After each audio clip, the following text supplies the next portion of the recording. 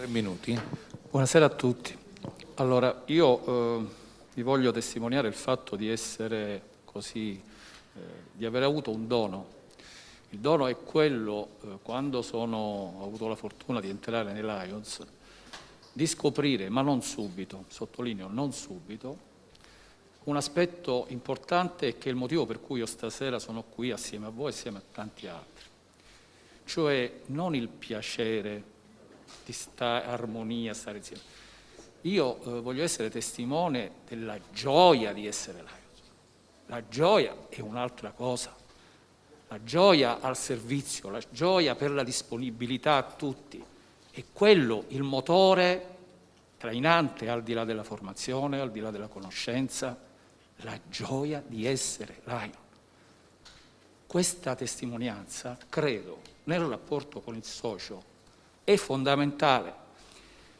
Nel momento in cui noi facciamo entrare una nuova persona o personalità, come dice il Presidente del Nazionale, certo deve essere aiutata, deve essere avvicinata, ma la molla che fa scattare quella scintilla è la percezione della gioia del servizio ed è una dimensione, come dire, è la nostra forza, quello su cui noi possiamo contare.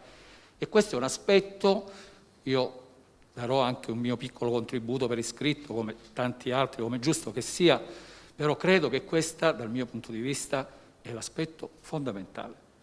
Se riusciamo a intrattenere questo tipo di rapporto, magari avvicinando al socio presentatore una sorta di socio che adotta, un socio esperto che adotta per aiutarlo a scoprire questa dimensione, perché se il socio non scopre questa dimensione, tutto l'aspetto, tutto l'apparato teorico, pratico, attività, starà un mese, un anno, 2 anni, ma poi pian pianino, se non trova lo stimolo, e lo stimolo è quello, è lo stimolo che ci fa stare dentro. Noi siamo qua, credo, buona parte, perché, e io sento a tutt'oggi, a 12 anni da quando sono entrato, di avere la gioia di un bambino, e non mi vergogno a dirlo. Ed è quello che mi fa stare qui e il piacere, anche rinunciando a tante altre cose. Il piacere, la gioia del servizio. Una proposta, diciamo, più concreta, ma già è stata abbozzata dal pastor governatore Leone.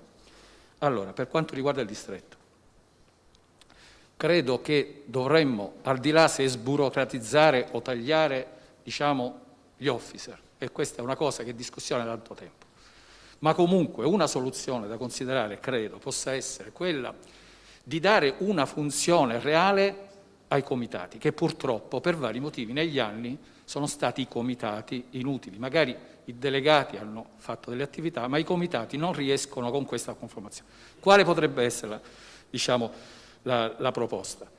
Quella, diciamo, di individuare i service a progetto, cioè si individua il service perché ad inizio d'anno il governatore di turno dà, diciamo, incarico per eseguire un progetto. Il comitato deve essere funzionale al progetto e quindi il comitato deve essere anche di profili, e ne abbiamo tanti, competenti in quella materia, deve essere di profili che hanno la disponibilità a lavorare, studiare, approfondire, comitati di studio, e questo per proiettarci verso quella che, diciamo, la situazione che ci manca a livello sociale, l'accreditamento verso le istituzioni. Ne se ne è parlato. Noi dobbiamo avviare un percorso reale per, come dire, creare le condizioni per l'accreditamento presso i tavoli istituzionali.